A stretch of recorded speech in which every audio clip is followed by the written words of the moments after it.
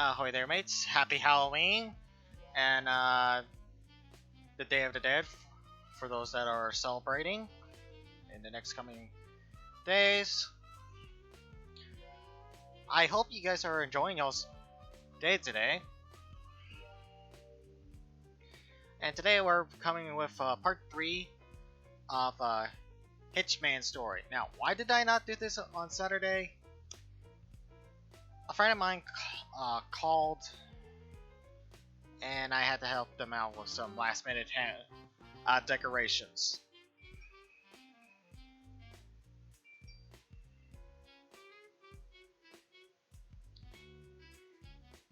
So, with that said, let's just cut straight to the chase.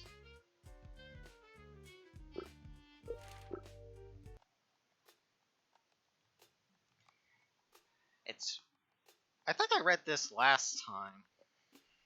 It's been a while since the last time I've done one. Last week, actually. I would have played a scarier game, though. Oh, I don't have a whole lot.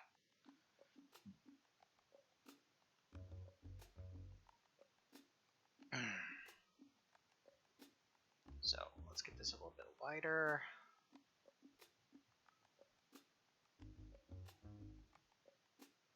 Oh, I'm not certain if I like that. Hey, developers! I think I found a bug.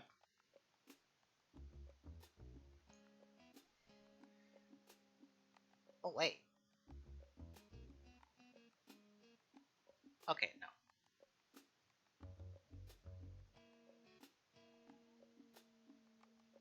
Anyways.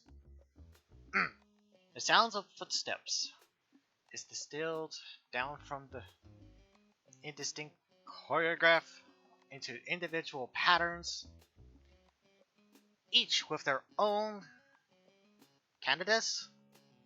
Or, I don't know. Weirdly, one of those patterns matches my own. Almost exactly. Hey, wait up!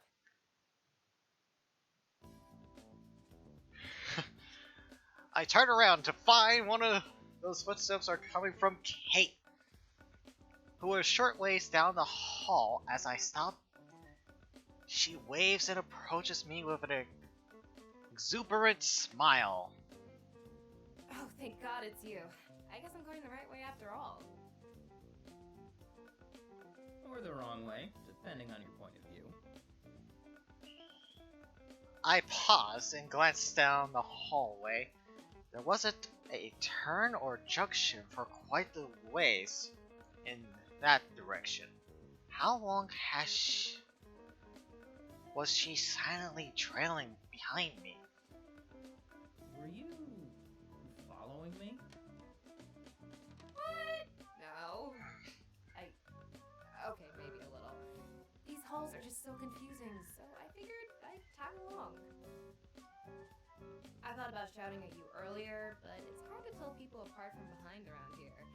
So I wasn't sure if it was you, and I didn't want to call out to a total stranger like some weirdo, so here I am. If you say so. I mean, you wouldn't be the type to stalk me or anything, would you? Although now that I think about it, I do feel like I'm missing a lock of my hair. That's so weird! How could that happen? You shouldn't be balding yet, right? I hear they have shampoo to stop that these days. Okay. Kate is very much sus. I narrow my eyes as Kate grins at me. She's definitely joking, right? I hope so. Because if that's not the shit-eating I'm messing with you grin, then there might be a cause for concern. Very funny, but my hair is perfectly healthy. Luscious even. Can't you see the healthy sheen from my off-brand all-in-one shampoo? I think that might be grease, dude. I laugh and shake my head. Yeah, definitely just messing with me. Sure, it's a little weird of her to follow me, and we happen to have the same lunch period, and it seems that she she seems bleh English, almost like she was picking me out specifically when we got paired up for her first day. Nah, those aren't extraordinary coincidences. Stuff like this happens. I mean, Dave always pops out of nowhere, and oh, sorry for the beep. And and I never thought he was stalking me. Not after the first 7 months, anyways. Oh God, dude, your first week should have been your clue.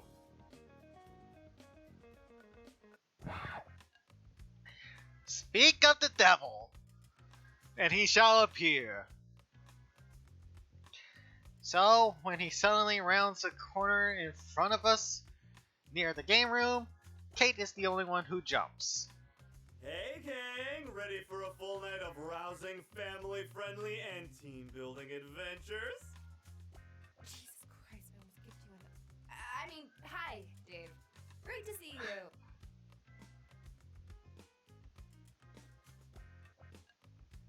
She leans in close and whispering. Are you used to going? Never. You just learn to accept it. Great to see you guys too!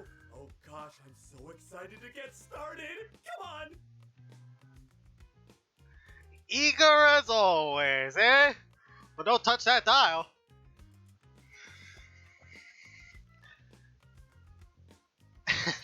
Anyways, eagerly, Dave practically bounds his way to the game room and swings it open. Let's roll. Kate and I followed Dave inside the room almost exactly as if when I showed it to Kate the other day. And it's completely empty. Huh. I thought someone else would be here by now. Oh well.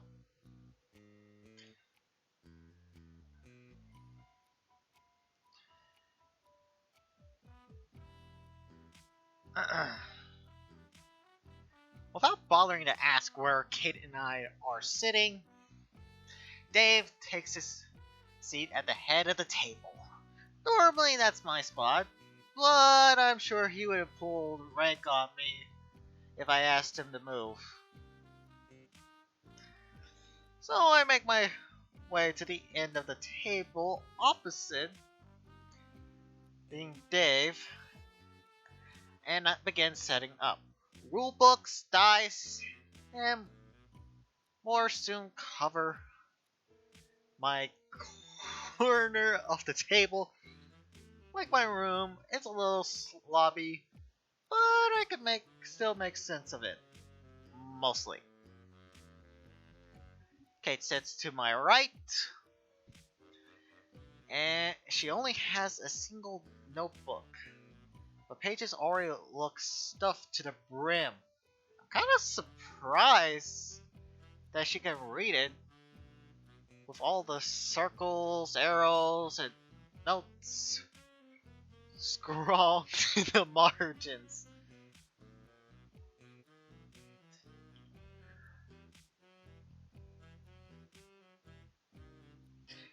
She must have seen me looking because she hastily closes it, slides it further away from her.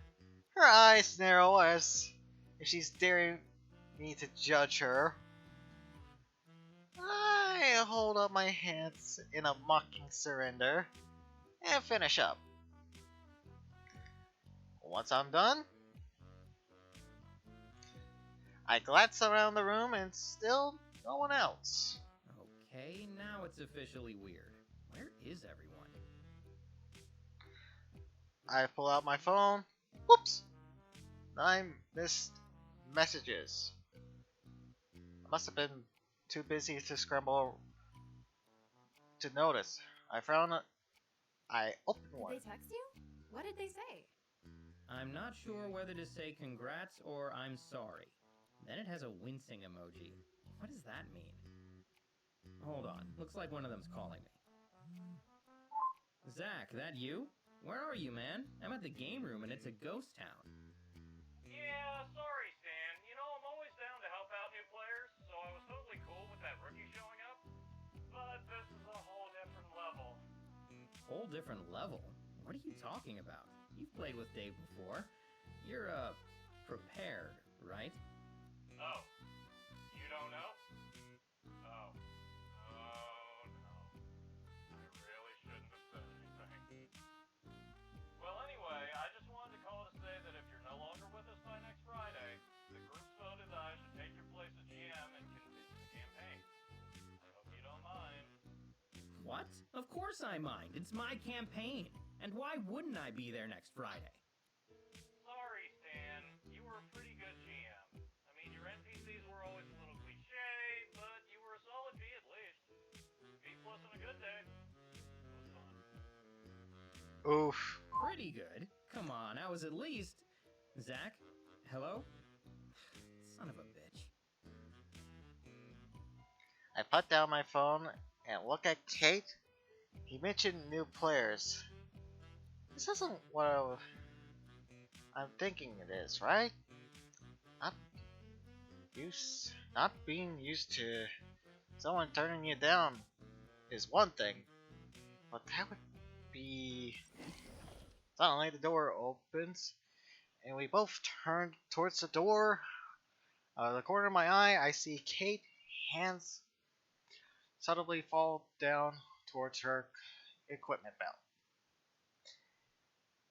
Me, all I can manage is to stare, wide-eyed, slack-jawed, as I feel all the moisture evaporate from my mouth. There you are, Stanley. You've picked a good location for this little sanctuary. Even I took a few minutes to find it in this labyrinth. Oh, crap. Thank you, ma'am. She ignores my response, not even breaking a stride as she slowly walks around the room, taking it in. It's that predatory prowl from when she circled me in her office. I gulped nervously.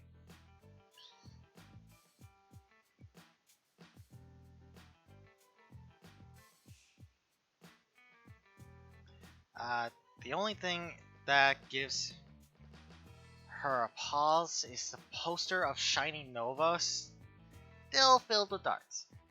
Carefully, she plucks one out, examines it, before turning on her heel, walking towards Kate and I. Hastily, I rise from my seat and stand at attention. Kate follows suit, with a lot of more posture. It's hard to tell with the mask on, but she seems surprisingly calm all about this. As Scorpion walks towards the table, she casually tosses the dart over her shoulder. It tears right through Shiny Nova's forehead, embedding itself in the stone wall behind the poster. Never gonna get that one out. That's okay. Don't piss her off. So, this is what you chose over my own personal recommendation. Madam Scorpion hops next to Kate and I. Her posture's utterly imposing, while her words are directed at me. Her gaze is fixed on Kate. Shameless looking the shorter woman up and down. Impressively, Kate doesn't flinch, staring right back at Madame Scorpion without a sign of nervousness or fear. Kate offers a crisp salute. Ma'am. How utterly unimpressive. So ordinary. She turns her gaze on me now, and I feel my blood start to freeze in my veins. This ritual, I mean, your precious game night. When you had told me that you would forego my suggestion in favor of this unproductive little tradition, I was so confident that you would realize your mistake. But disappointment is an unbecoming emotion. Dwelling upon the fact that you have chosen poorly is fruitless. Gathering data on why you made that decision, however, is quite useful. So, where shall I sit? What? Okay, so that's why.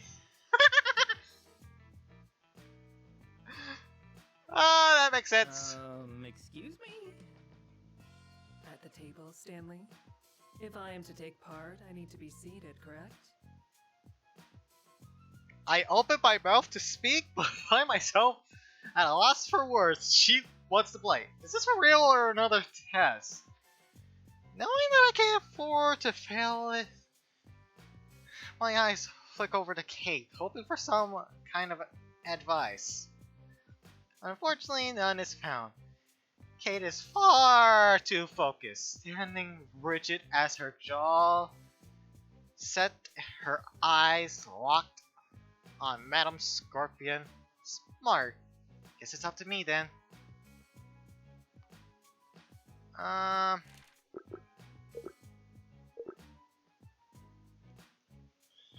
You can sit by Dave.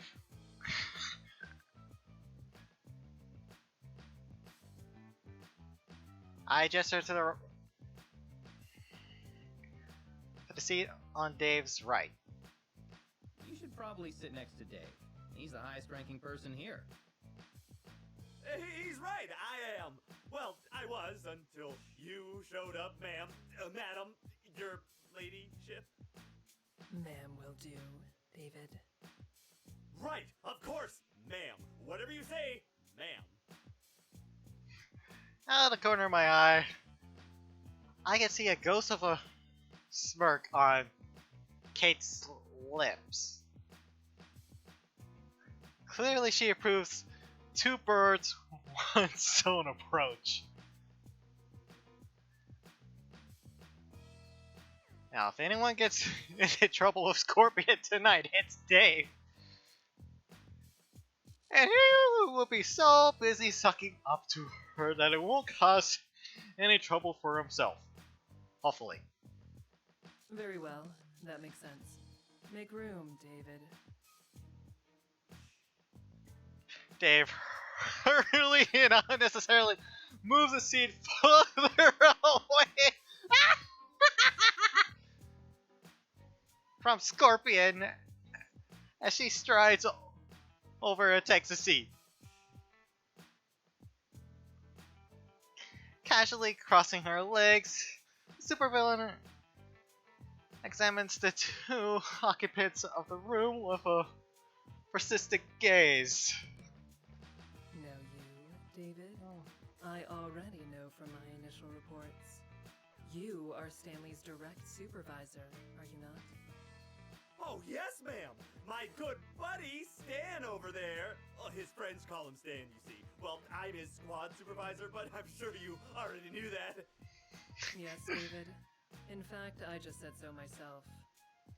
Right, you did. I remember now. Anyway, I supervise all of his day-to-day assignments, so if there's anything he did or achieved anything that you need to know more about, just let me know. I try to have a hand in all of my squad's achievements, you see. That's what leading a squad is all about. Just getting all hands-on with every little thing they do, you know? I believe the term for that is micromanagement. Oh god, he would be a really good Vicky player then. If I could get a friends that sounded remotely like these characters, we would just... Because I probably sound closest to Stan here.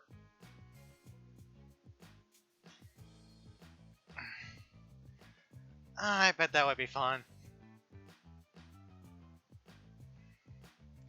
Anyways. Gosh, I don't know anything about that high-tech stuff, ma'am. But whatever it is, it gets the job done right. My, you really are quaint, aren't you? And you speak with this man every day, Stanley? Every day. Perhaps you have more mental fortitude than I thought.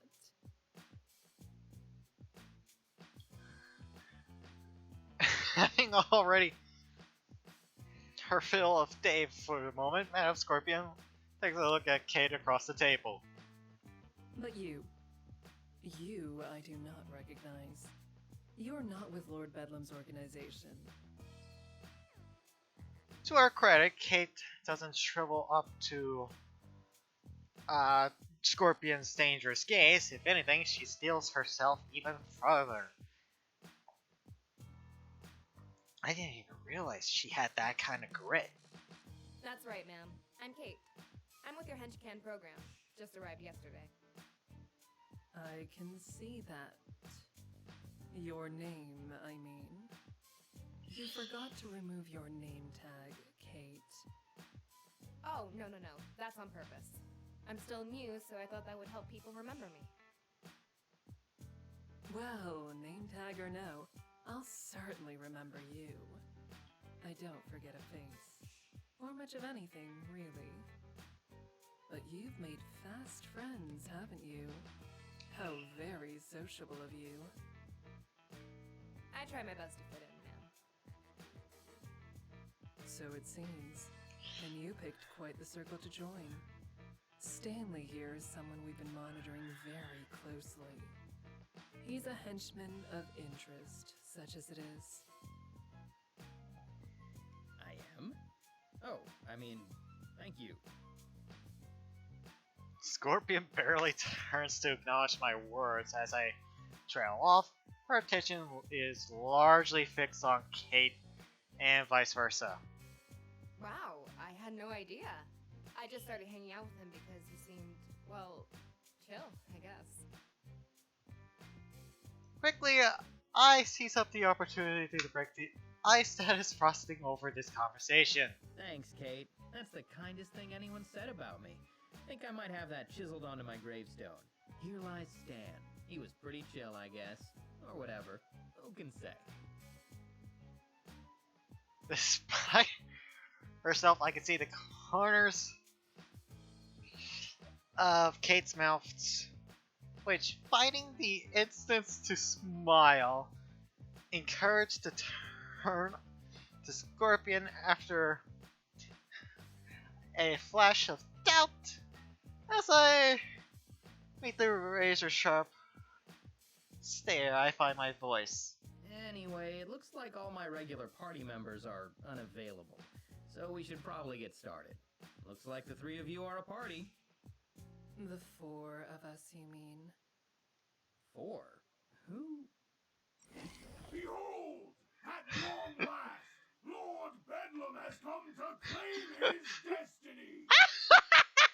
I freaking called it in my head!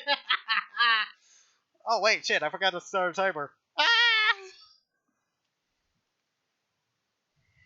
What has been, 20 minutes? 25?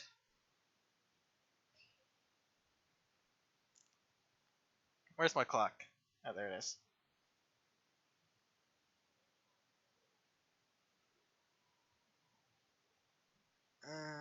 I'll go for...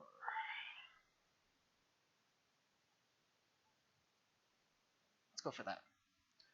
Alright. Kate, David, I whirl around as Lord Bedlam arrives. wait! While Scorpion calmly looks on, the masked supervillain practically leaps into the room, making sure to flourish his cape as make his grand entrance. He sounds like he would be fun at parties. Seriously, that was a long walk. Since when did we have a game room in this wing? I walked into at least 3 storage closets. Oh my gosh. Oh my gosh! Dave leaps to his feet as even Lord Bedlam pauses to catch his breath. Did he run here? Lord Bedlam, sir! Your lordship, are you joining our spells and sword campaign tonight? Indeed I am, my comrade in arms. So I hope you have a glorious game night planned for us, Stanley. I have to hold in my laugh as I raise my hand. Okay, maybe it's a little mean, but it seems like some sort of cosmic justice after all that brown nosing. Dave got mistaken for me by his would-be hero or villain. Actually, I'm Stan, sir. That's Dave. Hey, it's okay, sir. I'm Stan's squad supervisor, so it's kind of the same thing. Oh, sure. Kind of. Not really, but kind of. Lord Bedlam turns to face me, despite every lazy bone in my body, as I rise from my seat. Lord Bedlam's less likely to behead me for disrespecting him than Scorpion. He's still a supervillain in my bias, I suppose.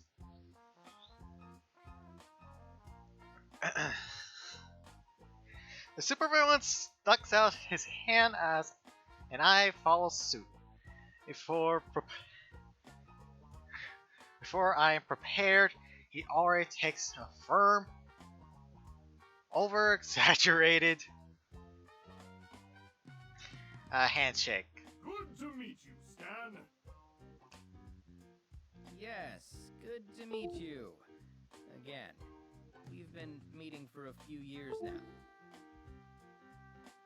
I hope everything's working still. Yes, of course. You're one of our decorated veterans. A real senior member of the Bedlam team. That was just a turn of phrase. Lord Bedlam releases my hand and walks towards one of the open seats. His cape billows out behind him. Now then, it's game night. One of our proudest Team Bedlam traditions. So, Lord Bedlam throws his cape and pulls the chair, takes a seat.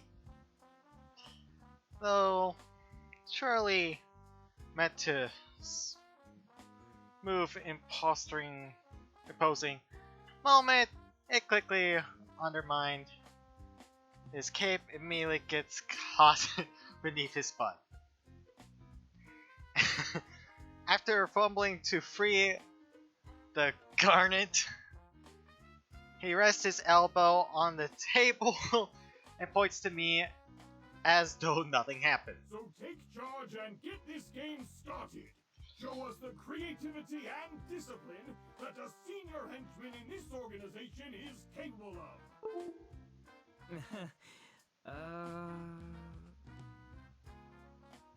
Nervously, I glance around the room. Scorpion catches my eye first, smiling wolfishly. Clearly, Lord Bedlam came at her behest. Not sure if this is another test, a punishment, or both.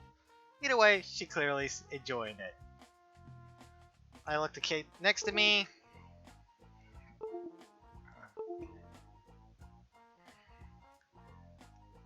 Who is smiling pleasantly, but couldn't hide her tension. Hard to blame her.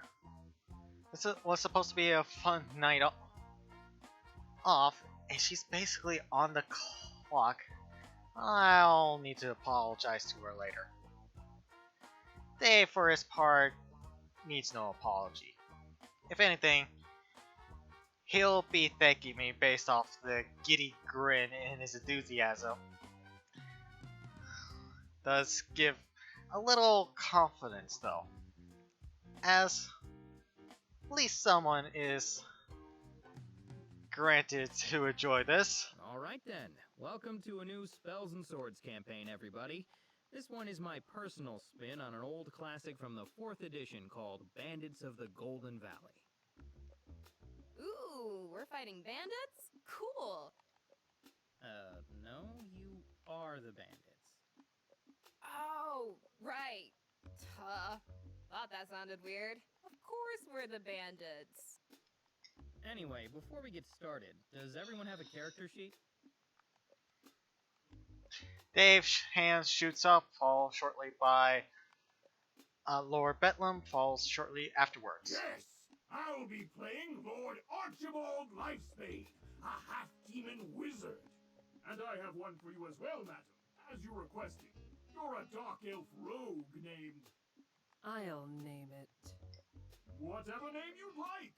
You are our honored guest, after all. Wow, even Lord Bedlam floats like a napkin in front of her. Probably smart of him.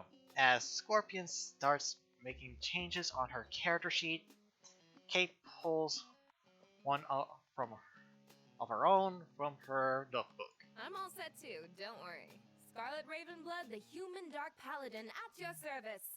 I mean, at your service darkly. Oh, good. I had a couple spares in case you needed one. I'm impressed though. When did you put that together? This morning, it was no big deal. I found that you could do just about anything as long as you put in the research. That much is true, at least. And that leaves... I'm Dave. Yes, we know. No, not me. I'm Dave, and I'm playing Dave. Dave the Cleric. Fascinating. Okay, better step in and get this moving before it gets completely derailed. Alright then, Lord Archibald Lifespane, Scarlet Ravenblood, Dave, and... Sorry, ma'am, what did you say your character's name was again? I didn't. Right, sure. That keeps things simple, I guess. So anyway, you people, all of you, even those without names, have separately traveled to the city of Ilex, a hive of villainy and other exciting family activities. Great trails, scenic views, very outdoorsy. Anyway, all that really takes a backseat to the whole villainy thing. It's not that the place has lots of crime, it's that there is no crime. It's entirely lawless. Excellent! Truly a paradise. Alex is lawless. Very clever, Stanley. I managed a half-hearted chuckle. That would be better than dozing off a name she comes up with and talk about all this smack. But you four can handle it. So instead of getting mugged, each of you has separately found your way to a dimly lit tavern, occupied by a discerning, if unhygienic clientele of ruffians, mercenaries, and assholes. Ah, sounds wonderful. Reminds me of the old Independent Supervillain Association's monthly mixers. They were a real hoot. Until us, this man had a few too many IPAs. Well, in hindsight, we probably shouldn't have let him join. Well, luckily for you, Arsonist Man isn't here. In fact, you, Lord Archibald, are the first of the party to enter. So, what would you like to do? Ah, excellent! I, Archibald Lifespade, gallantly enter the tavern, my cape flowing behind me like a majestic cape. It sounds familiar. I march to the bar, ignoring the stares of admiration that surely follow me, and order a glass of rosé. The barkeep doesn't know what that is. Oh, right. Then I order an IPA. He doesn't know what that is either. What? Preposterous! Everywhere has IPAs. Surely they could scrounge one up for the famous Lord Archibald Lifesbane, firstborn son of Duke Alfred Lifesbane, steward of Lifesbane County. You're right. Sorry, Lord Bedlam. My mistake. The barkeep brings you an IPA. This is gonna be tricky. Better move on to someone who can't threaten my life or career. Anyway, Scarlet Ravenblood, you enter the tavern next. What do you do? Oh, already? Okay, hold on. A lone warrior strides through the door, armor clanking as they move. It glints in the dim light of the tavern, but darkly, for it is as black as the deepest pit. And so is their soul. The warrior's name, Scarlet Ravenblood. That's me. As I arrive, my violet orbs scan the room. Wait, sorry. Did you just call your eyes orbs? Yes, shut up! You can't just use eyes all the time, that's boring. Anyway, my orbs eventually find a secluded table in the most shadowy part of the tavern. And I walk over, armor clanking. I take a seat and call for a waiter. A dwarven woman approaches. What will you have, moody-looking stranger? An ale. The darkest ale you've got. Like, really super dark. The waiter leaves and soon returns with your ale. It's definitely dark, and it tastes kinda grimy. Perfect. I sip my ale and brood. Okay, roll to brood. Really? Oh, okay. So, Presto laugh as Kate actually rolls her die. Wow, 18. Very successful brood. You look incredibly imposing as you drink your dark, questionable ale from the shadows. Thank you. And the next person to enter the tavern is... Me, I assume. I enter the tavern and sit exactly 6 feet away from the door, as close to the wall as I can. If there are no seats in that spot, I move one there. I then order a glass of their finest red wine. If it is not their finest wine, then I explain to the waitress that their blood will do instead. Red is red, after all. Supervisor, put in an order for some red wine, please. Very expensive. Well, luckily for the waitress, she manages to find some very nice red wine. Some of the best red wine you've ever tasted. I doubt that. I'll mark it down as acceptable. Works for me. Anyway, last up is Dave. What do you do? I enter the tavern and approach the barkeep. Good afternoon. I'm Dave, and I'm here to tell you about our Lord and Savior. He pauses and looks down at his character sheet. In with the unknowable. The barkeep says that drinks are on the house if you quietly and calmly take a seat. Oh, great. I'll have a cherry cola, please, and a spare flask of it for the road. The tavern doesn't have cola. Oh. Bartender, may I please speak to your manager? I sigh, but to let him have soda without further protest. I have a feeling I'm gonna let a lot of things slide tonight. Alright, now that you're all gathered here, do any of you want to interact with each other a little before we move on? To what end? Stan, I had to work for this cola. I've got to enjoy it. Bah! Lord Archibald Lifesbane doesn't go to other people. People go to him. Well, I would, but that would be kind of out of character, wouldn't it? I think I just need to keep up this brooding thing.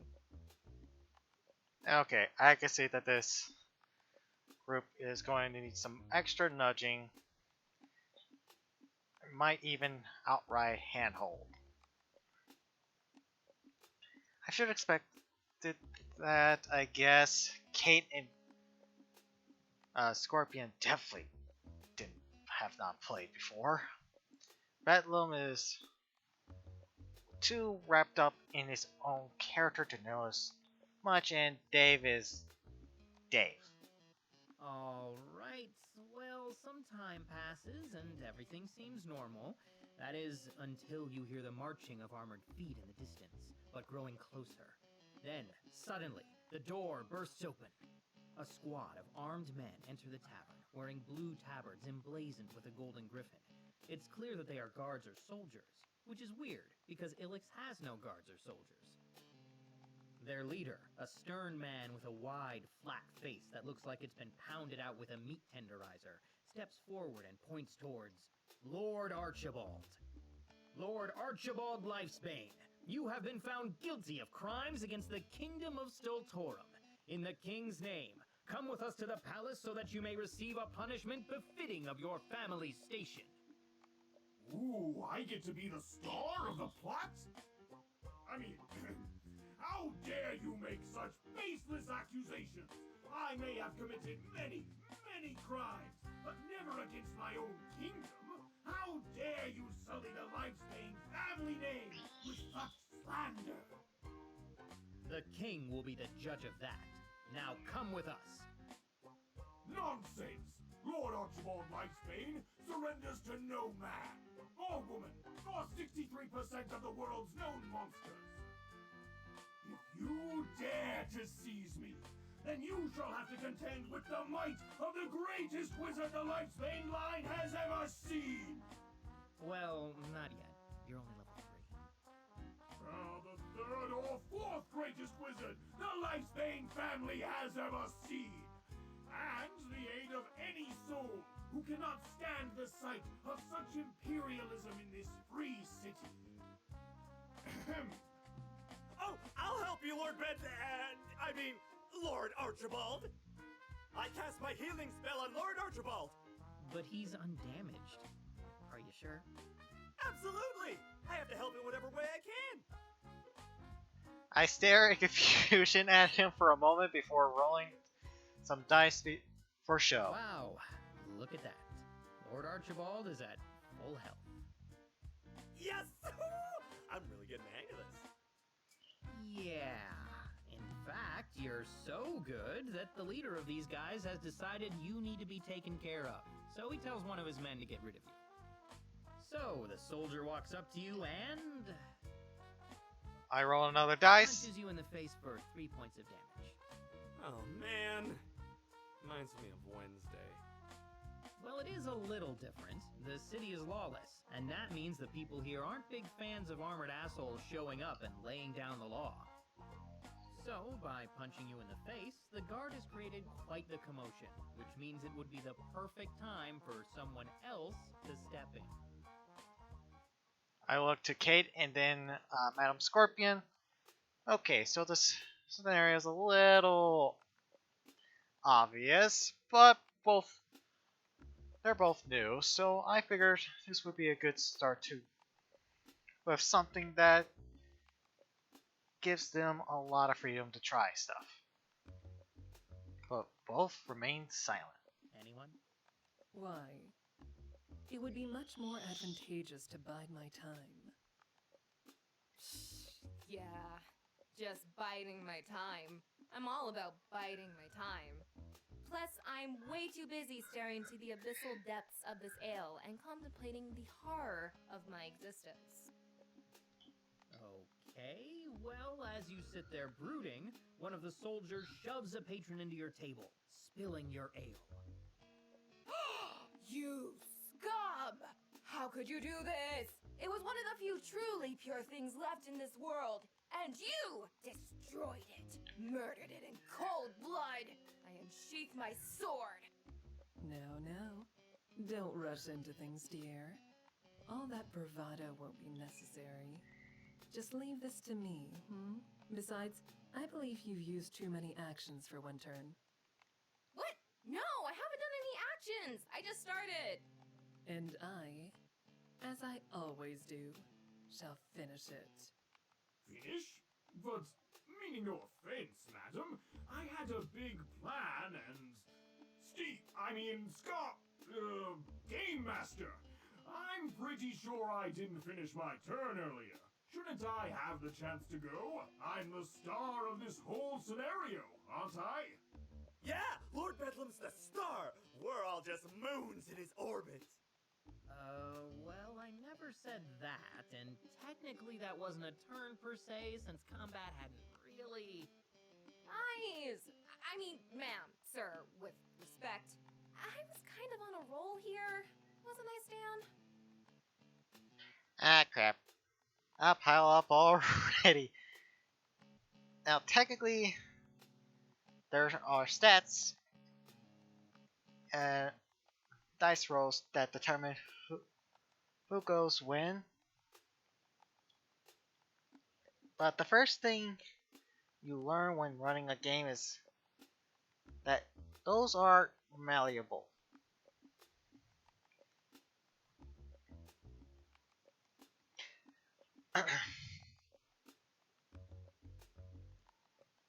Reality is that the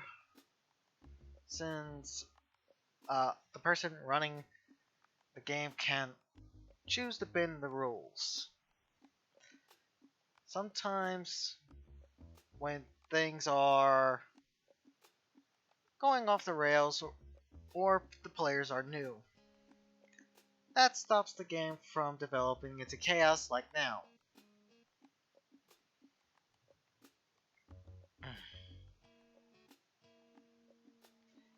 It's an easy encounter, so whoever goes next is likely gonna dedicate the plan and outcome of the battle. So who should I make the next move and set their plan into motion?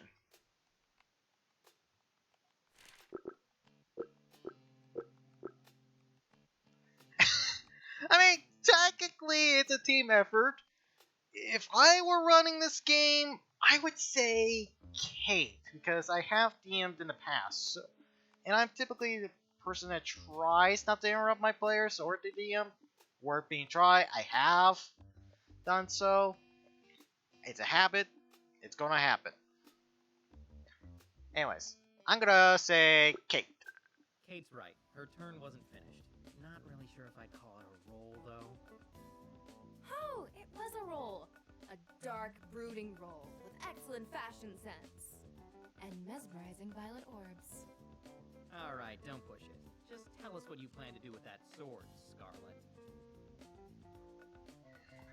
As she turns to her notes with that playful, teasing grin I've already grown used to.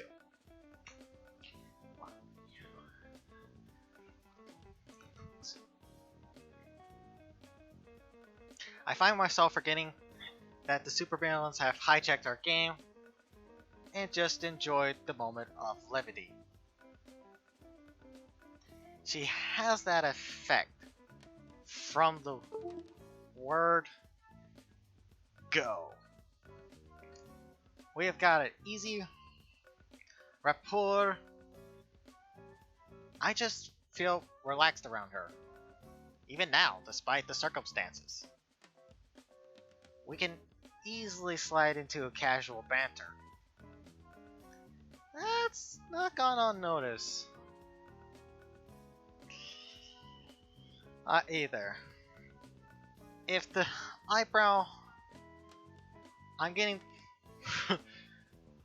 from Madam Scorpion is indication, hastily I clear my throat and straighten my posture, but it does little to dull that razor-sharp glare. Okay. I raise my blade and imbue it with the essence of fear. Pure black flames come to life across its steel surface. With my burning blade, I swing it in a mighty arc towards one of the soldiers. But my target isn't his head or his heart, it's his armor! So, you're using shatter armor? Yeah, I just didn't want to say it. It ruins the poetry of the moment to call out some technical sounding attack name. Right. The thing is, Essence of Fear triggers on your next attack, and its impact depends on how much damage you do. Oh, sorry. I didn't want to start out with anything deadly.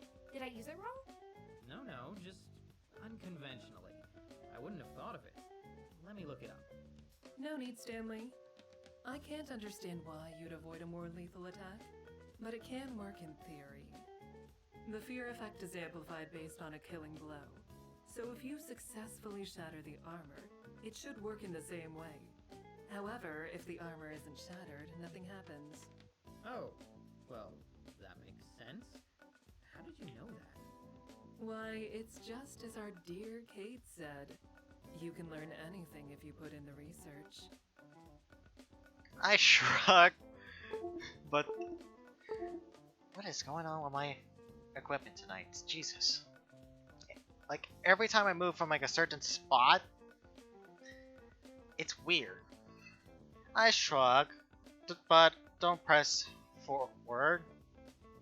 It seems like something that would take up a lot of work to remember casually, like about spells and swords on the internet.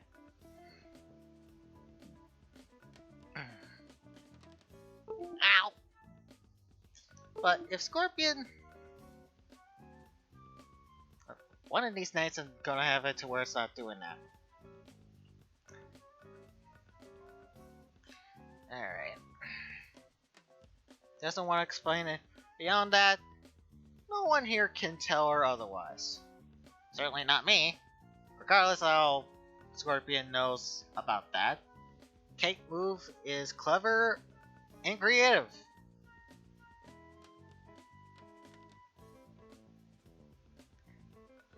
It's one of those things that might only be seen from someone new who doesn't know the right way to use their abilities. And miraculously, after the final dice comes to a stop, it works. The soldier's armor is ripped to shreds from your attack, and the flames around your sword engulf the area. Though they don't actually seem to burn much, by the time they disappear, the soldiers are in a state of panic, including the one who is scrambling around in his underwear. Yes! Alright guys, they're all yours! All that ceremony and not a drop of blood? Well, I suppose I ought to fix that. Let's begin the slaughter, shall we? Oh! It turns into a slaughter! Alright! Not that I intended their first battle to be a struggle. I wanted to do that even to for my normal crew. Some people like tormenting their parties. But that's not really my bag. Dude, I have a struggle giving my party something to mess with. I envy DMs that can give their party something to struggle with. But, regardless, I don't like tormenting my party. Sometimes it's good to give them resting moments before you get them the chaos.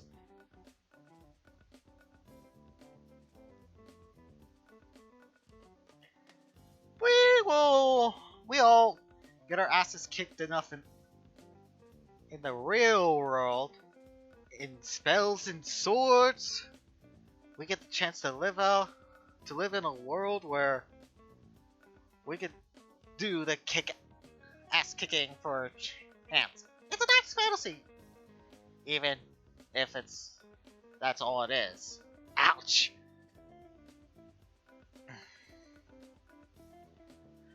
By the time the imaginary dust settles, the soldiers are thoroughly trounced by the party. Even thoroughly trampled by Madame Scorpion. But honestly, was that really a surprise? Way to go, everyone! We really came together as a squad and got those tasks done in no time! Did you refer to those human beings we killed as tasks? Because I don't really care, obviously. I'm incredibly desensitized to violence. Because I'm super violent, as you can see. I'll say, that was some high-quality violence if I've ever seen it. And I have. Spoiler alert, my backstory is very tragic. Yes, I concur. Well played, Scarjo. Scarlet. Scarlet Ravenblood, the Dark Paladin of Darkness. Right, of course. Well done either way. That trick with the flames broke their spirits from the start. Thanks. Pretty hardcore. And thanks for letting me try it, by the way. I know it was a little off the wall. Sure, no problem. I thought it was really creative. You're doing great for a beginner. You think so? I was a little nervous, but it's been fun so far. She offers her smile, a genuine smile. The air in the room feels a little lighter. I smile back. She's right. Despite the weird circumstances, it's been fun. And you, blood-soaked stranger, you were also most impressive. What's your name, madam? Everyone turns to Scorpion expectantly. Now she's being asked directly. She can't avoid saying it, assuming, of course, that she came up with one. Me? Why, I'm deaf. Shit, it's pretty dark. And fitting, too. You acquitted yourself well, Lady Death. Well fought. All right, look at that. You won your first battle, you introduced yourselves. You're basically a full-fledged party now. Really? Just like that? Just like that. Excellent! Then let us proceed with our quest. We must root out and destroy this threat to the Lifesbane family name post-haste. Whatever that threat is exactly. We should probably find that out. Good idea, sir. Luckily for you, you may have your answers soon. For as the dust settles, a wizened old man picks his way through the carnage, waving towards you. He calls out, "Oh, thank goodness you're alive, Lord Lifesbane. I was worried those ruffians would strike you down before I could find you. You see, I have something vitally important to..." I stab him. You what? I mean, sure. Life's pointless anyway. But he was about to tell me vital information about... Stanley, roll the dice. I glance to Lord Bedlam, shrug apologetically. It's a fair action.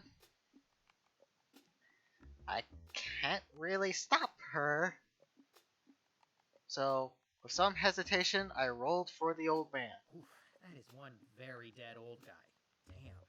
Your knife goes right through his heart, killing him instantly. Naturally. Next, I clean my blade and search his pockets for any kind of note or parchment. I frown, glance down towards my notes. She can read them. Or is this some sort of thing just predicting for a supervillain?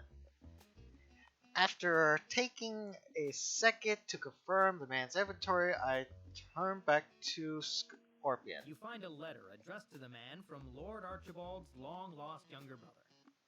He has allied with the Kingdom of Stoltorum to steal the Lifesbane family throne, and sent this man here to lead you astray, in case the attempt on your life failed. By the demon god Carnanthium! What a shocking twist! Betrayed by my own flesh and blood! Lord Bedlam continues his monologue, but I find it hard to pay attention. Instead, I'm staring back at my notes. No, she could not have read them. There was no opportunity for her to. Maybe she's just that good. She figured out the battle system in no time. After all, I feel someone staring. And I look up to find Kate frowning in my direction. Is she thinking the same thing I am? Isn't she? I shrug. I change a look at Scorpion. before moving on. Ugh. Probably need to get a drink of water here.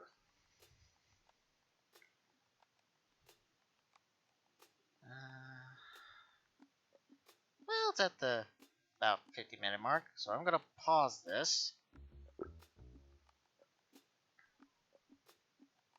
And I'll be right back.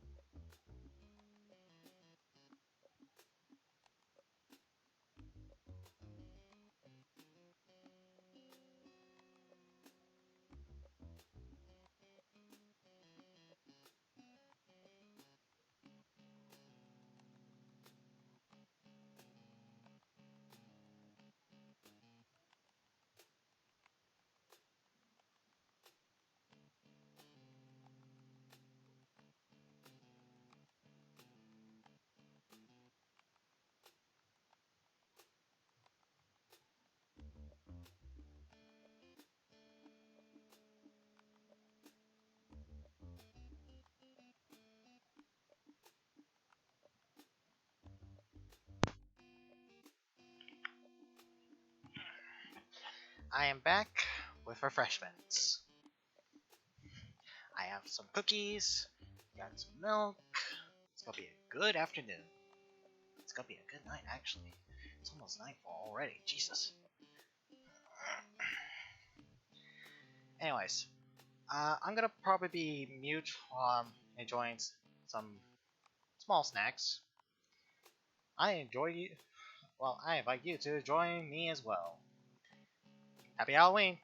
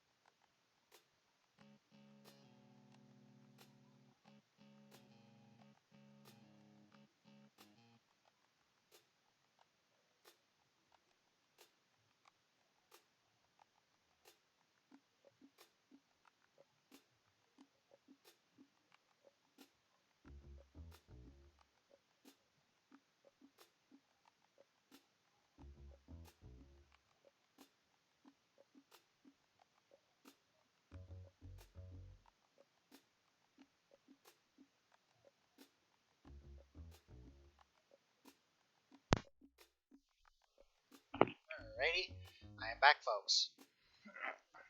I have to turn down my decibels a little bit too, but it should be fine.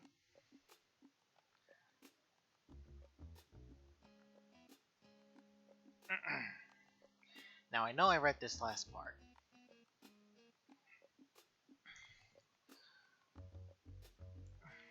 Eventually Lord Bedlam runs out of steam, and the party moves on. As time passes, they grow more comfortable with the game and each other. I even give them a challenge, and they tear right through it.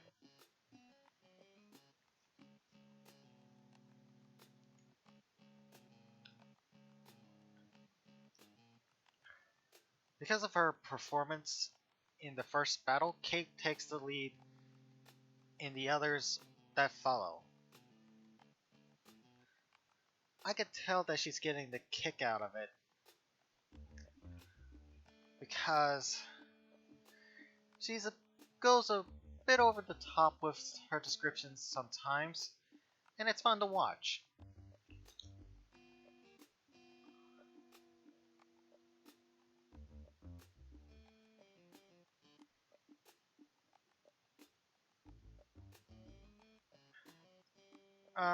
The only one I caught up in Kate's energy is Madame Scorpion.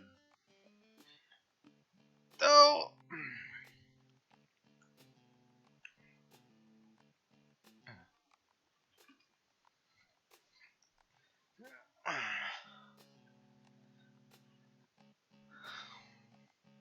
though she was never as enthusiastic as the others, I do notice that her practiced smiles become slightly more strained.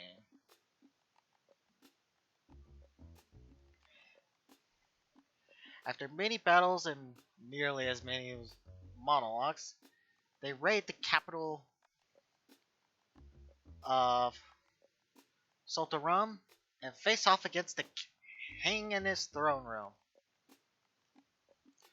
Naturally, the king turns out to be Archibald's long-lost brother in disguise, and he turns into a dragon! Yeah, things got a little too complicated. Needless to say, the party manages to whittle away at the dragon's health until it's almost nothing left. The next attack should kill it. Somewhat perfectly, it's Lord Bedlam's turn. Alright, boss, this is it. He's got basically no health left, so just pick the spell that you want to finish the fight and watch the show. Excellent! Excellent! At last, Lord Archibald Lifesbane shall have his revenge! But I hesitate. No, I can't do it. Even for all he has done, I cannot strike down my own brother.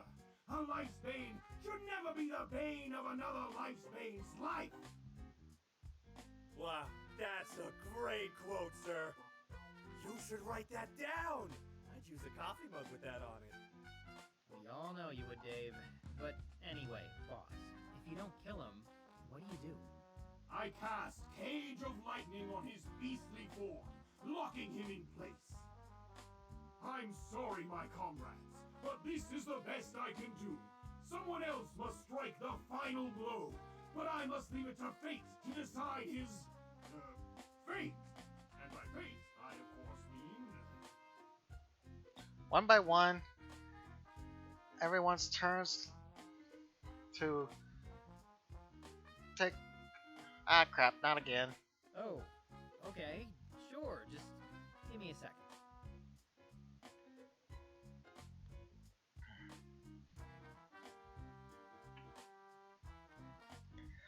I frown and flip through my rule book, as that was surprisingly humble of Lord Bedlam. But I don't know who should go next. Deciding by turn what won't be fair. Rolls feel wrong under any these Just circumstances. pick yourself, Stanley. I'm sure you'll make the right decision. Yeah, I trust you, buddy. Just think of what your supervisor would do. Oh, okay. If you guys think that's fair, I'm cool with it. No pressure, Stan. We won't hold a grudge, right? Dave mutters something communal and Scorpion lets out a judgmental sound. Definitely does not sound like grudges are off the table. Oh well, there's no sense of fighting it off now. Alright, the person who gets the first try at dealing the final blow is...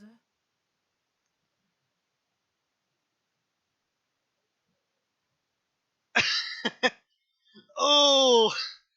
Oh boy. Mm.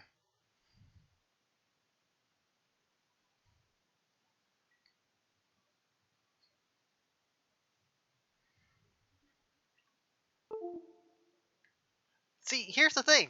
They do it cleverly enough that you don't know what the turn order is. Perfectly honest, I would just go to the next turn, or I'll let the party discuss what they're going to do.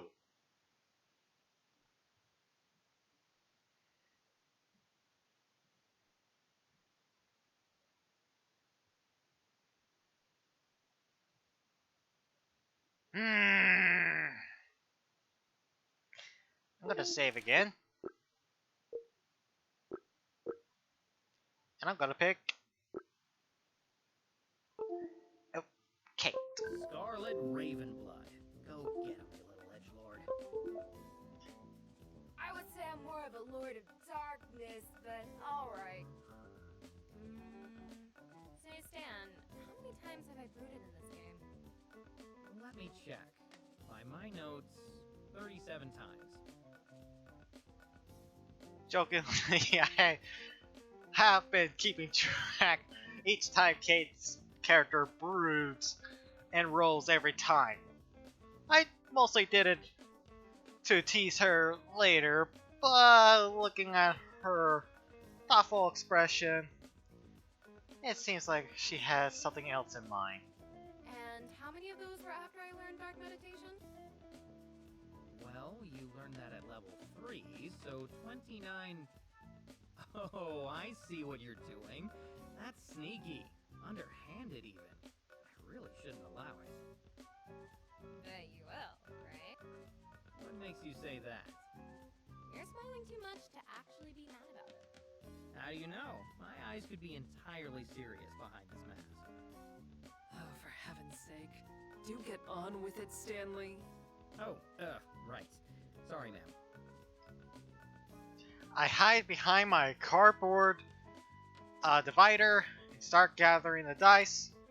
Normally, Madam Scorpion is so calm when she threatens my life, but she actually lost her cool there. Apparently, she's not a fan of our banter. For her part, Kate doesn't seem to be concerned. If anything, she looks a little smug. Several rolls and calculations later, I come up for air. Holy shit. You've scored 351 points from Dark Meditation. That's more than 3 times what you need to summon the power of a dark god. I've never seen someone with that much. How do you want to use it? Well, I was saving it as a trump card, but since we steamrolled everything and this is the end of the adventure, I'm gonna spend it all at once. Seriously? Alright, in that case, do whatever you want. You're way past the rulebook at this point. That's what I was hoping you'd say. I raise my obsidian sword in the air and call upon an ancient dark power from the depths of the abyss, where no light can ever reach. Hear me, O deepest darkness!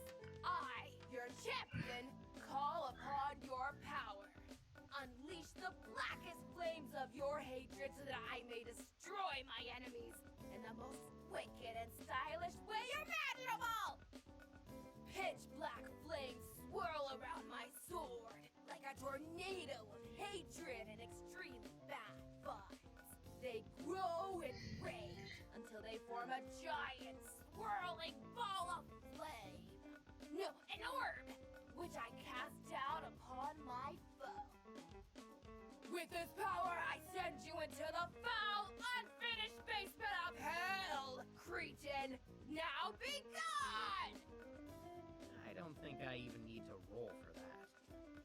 The giant burning orb of flame hits the dragon square on the skull, turning it to ash. All that's left is a smoking stub where its head used to be, leaving its body to fall limply to the ground. Congratulations! Bravo! Bravo, I say! Now that is a proper finale! Are you sure we can't convince you to be part of Team Bedlam full-time? Your sense of theater would fit perfectly with our organization. It was an adequate performance, yes. I'll say super adequate. Way to go, Kate. Aw, thanks, guys. I did my best to make it a fitting climax. We've had quite the adventure. We deserve to go out with a bang. And thanks, Stan, for letting me just cut loose all game. It's been fun. I haven't felt this creative since I stopped writing my... well, you know. Oh, sure. No problem. I've had fun too. Glad I could help you unleash your inner poet. It helps that you got so into it. You had a real wild look in your orbs by the end there. See? Now you're getting the hang of it. Isn't that so much more fun to say? A little. And on that note, that concludes tonight's Spells and Swords adventure. I don't think I've ever gotten that far with a brand new party before. Nice job. Oh, it's over? Well, yeah. You defeated the dragon / Lord Archibald's long-lost brother, and that's that. Not really much else to do.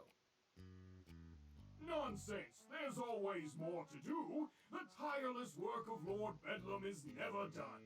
Or Lord Lifesbane, for that matter. Why, I have a whole county to get in order. Yes, Dan, he's got a whole country to worry about. That's plenty. As a squad supervisor, I would know how tough that is. A country is at least 6 or 7 squads worth of people. Maybe 8. So, you want an epilogue or something? Yeah, an epilogue! That's perfect! I think. Yes, an epilogue will do nicely. The legend of Lord Archibald Lifesbane deserves to be wrapped up with grace and aplomb. Wouldn't you all agree? Sure.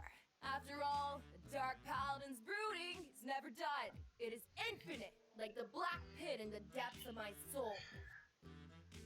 I have other matters to attend to. But if all of you are staying... Oh, it's okay, ma'am. If you need to take any notes, I could forward them to you in the morning. So eager to be rid of me? No, of course not, ma'am. I was just... Trying to be dutiful, I know. A kind gesture, but misguided. It's not the game I'd be taking notes on, but the players. I glance between the two women for a moment. I feel like I'm missing some subtext here. There's been a weird tension between those two all night, but I can't pin it down. Superhero on one end and a supervillain on the other. That happens to be a freaking badass assassin. And the other one is basically this guy. It was basically Iron Man. As far as I can tell. Well, if you're all staying, then I guess we might as well continue from where we left off. Alright, you're all still in the throne room. Oh. Disconnected again.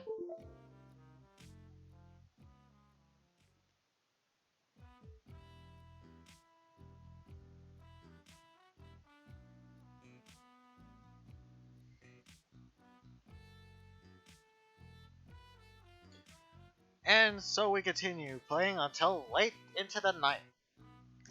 I didn't have much of a plan, and there wasn't enough time to create another sprawling character, but no one seemed to mind.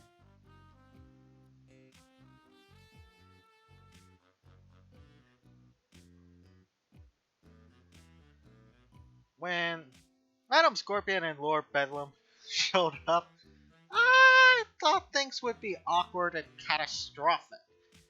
But it's actually been one of the more entertaining one-shots SNS sessions I've ever had.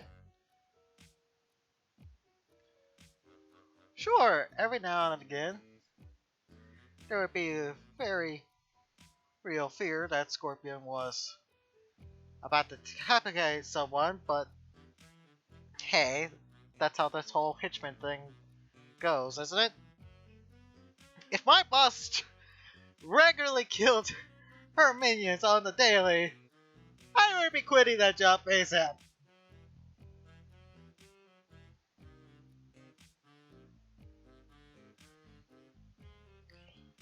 And you know, some nights, it's not really so bad.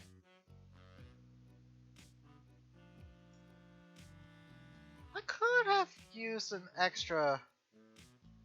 extra cash though. Roll for initiative. Finite Crisis. Oh wait, did I ever start my timer again? Oh fudge.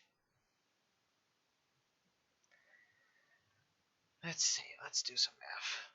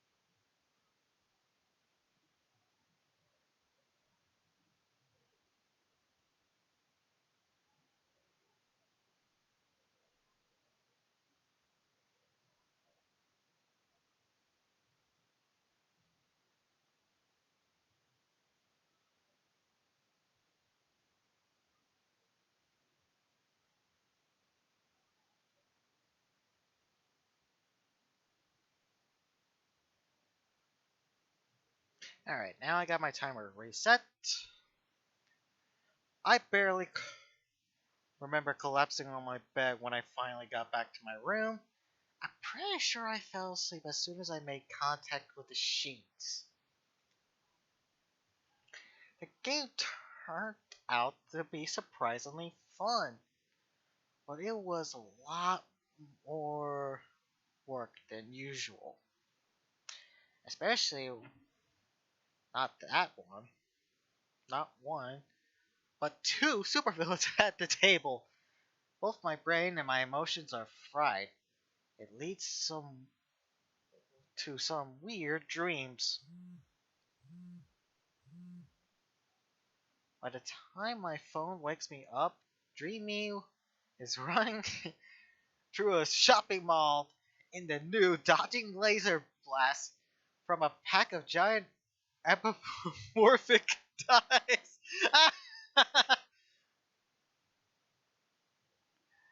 I love this game's humor sometimes. It was enough to make me almost glad for the eruption. At least until I look at the time. My bedside clock read 6:10. It's definitely not my alarm, at least. I not one that I set. Is someone calling me? I fumble for my phone and peer at the screen as I rub my eyes. It's Kate.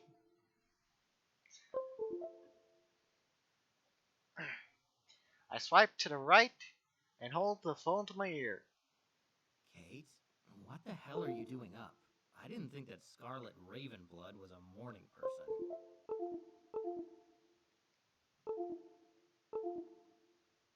What is going on with my keyboard? Yeah, well, even Scarlet would drag her morose butt up for this. know we only met a couple days ago, but it feels like we've been on the same wavelength since the start. You know? Like we already know each other. Ugh, I sound like someone who says they're only looking for Libras in their kindling profile. Ignore that. I'm not talking about some cosmic connection. I just like you, Stan. And I think you like me. So there's something I need to tell you before I lose my chance, and I need to do it in person.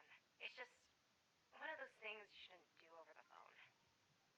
Meet me at the door you showed me. Number 1385. Come along. Hey, slow down. My brain's still in boot up mode. Let me just tell Dave where I'm going. No, I mean, look, please don't tell anyone, okay? I'm serious. I was joking, jeez. Sorry. You sure you're alright? Yeah, I'm fine. Just hurry, okay? It's really important.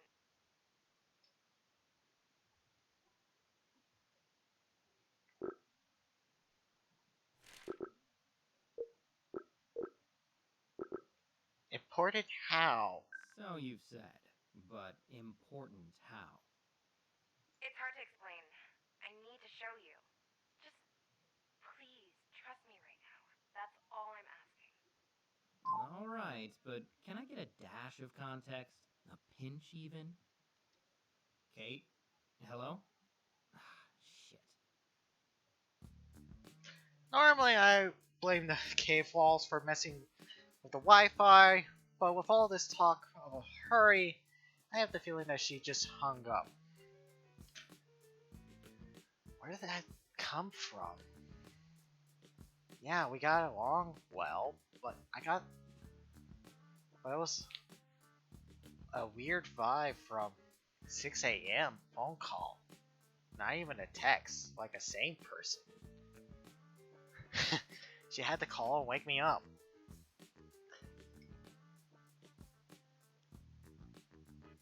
It comes with how close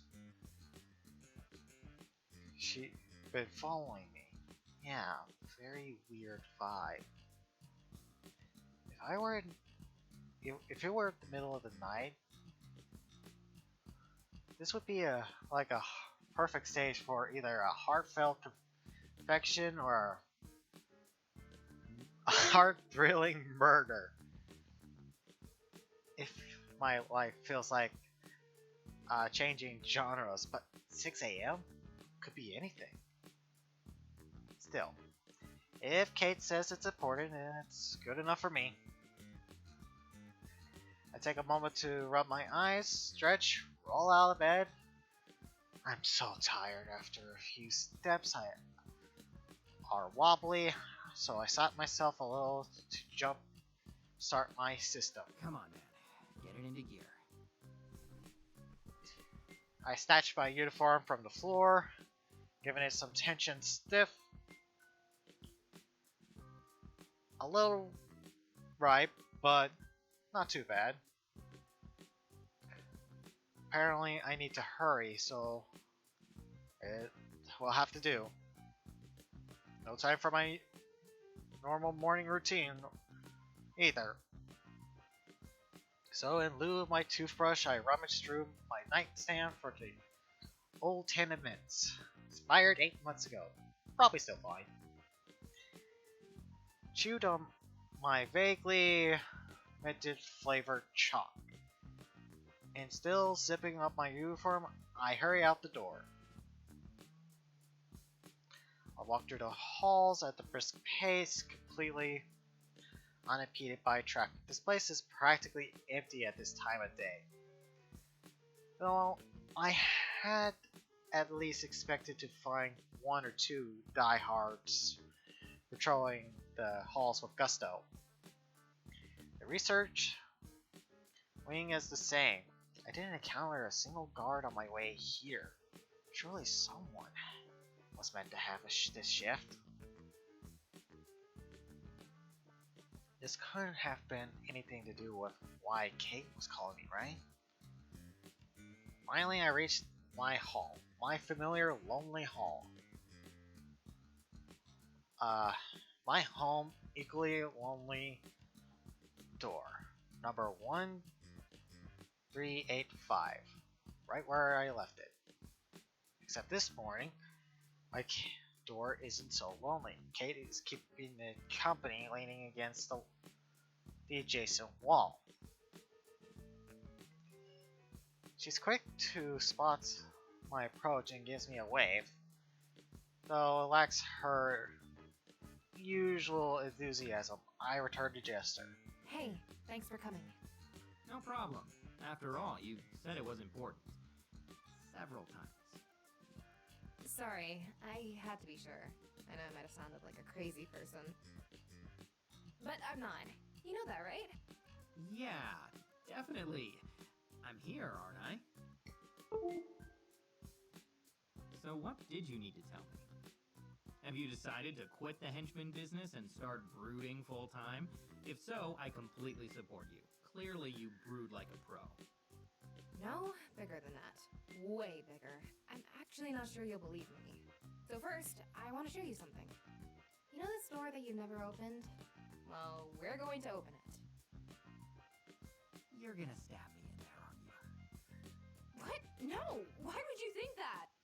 Well, you have been following me around a lot. You definitely went out of your way to meet me when we were headed to game night. Don't think I didn't notice.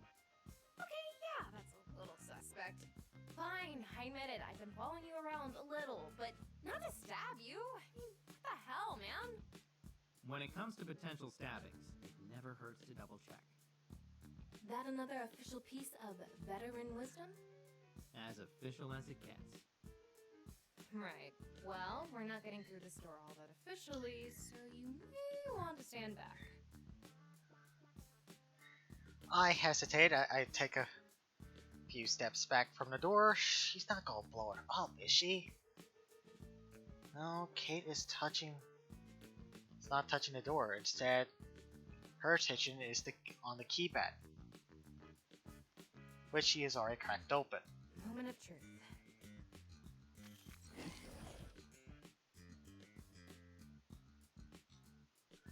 Kate reaches into her belt and pulls out a small white and blue. I freaking knew it! Kate is us! Kate is Shining Nova! Confirm! By the way, I have not seen any other people's videos or content. I'm just going off of my gut. Quite literally.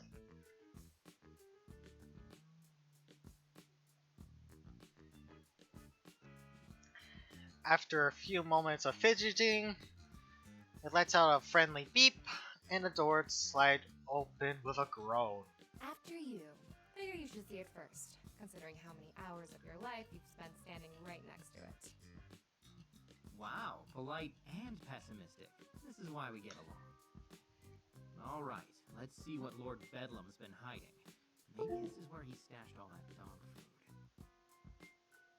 I take a deep breath and step inside. Whoa. Holy shit. This looks awesome.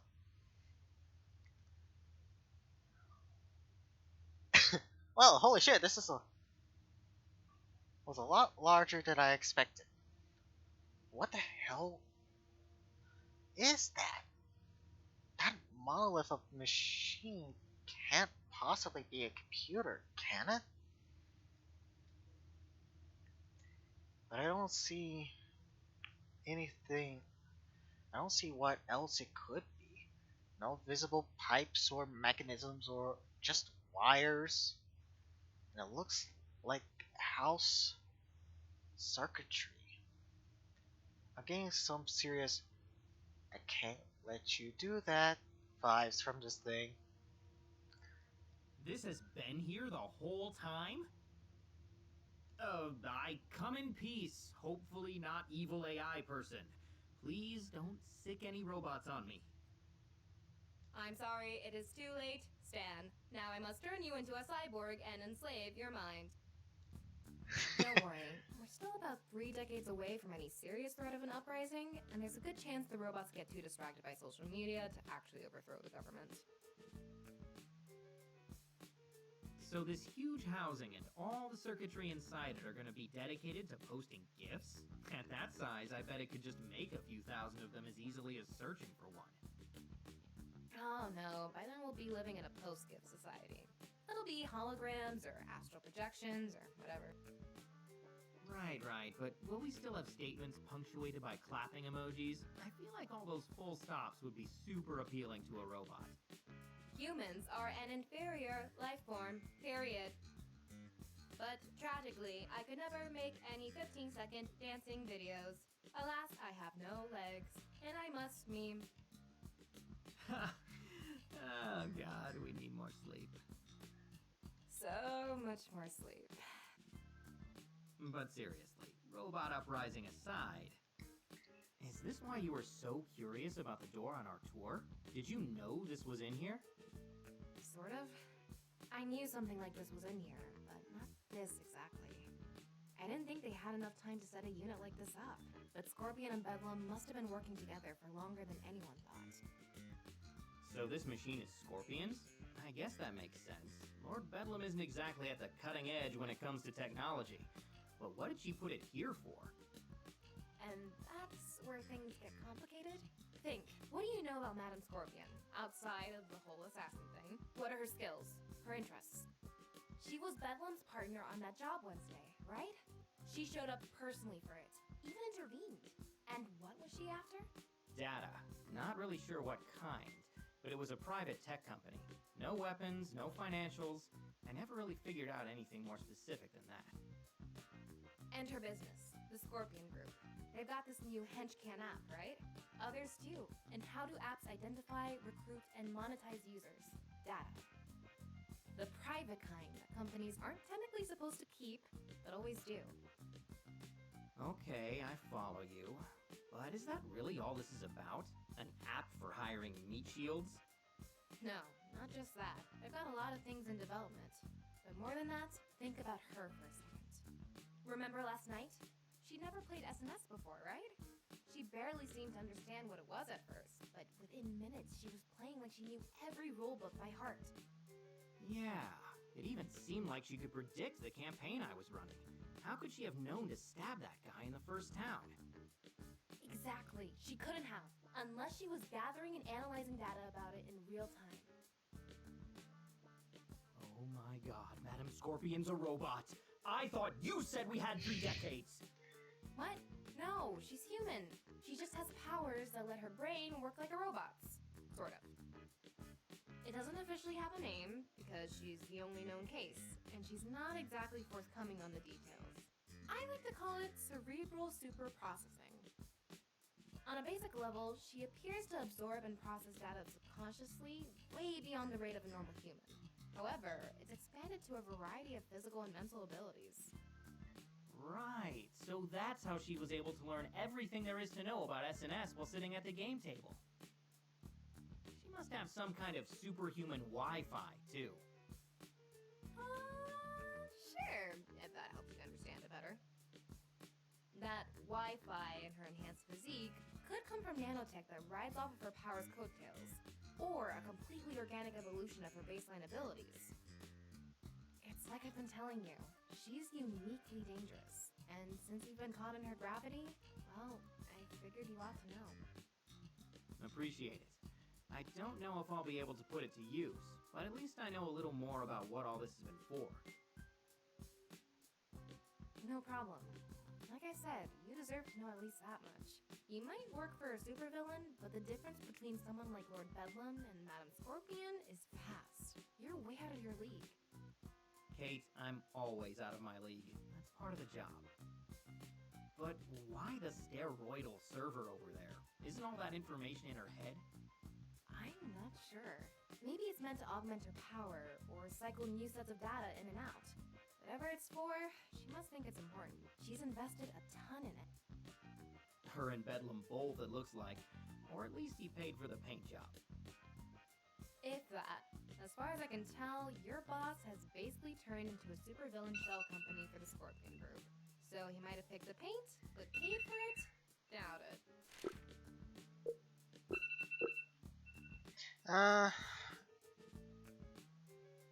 Alright. is where we're going to end it for now. But something tells me we're on the right path.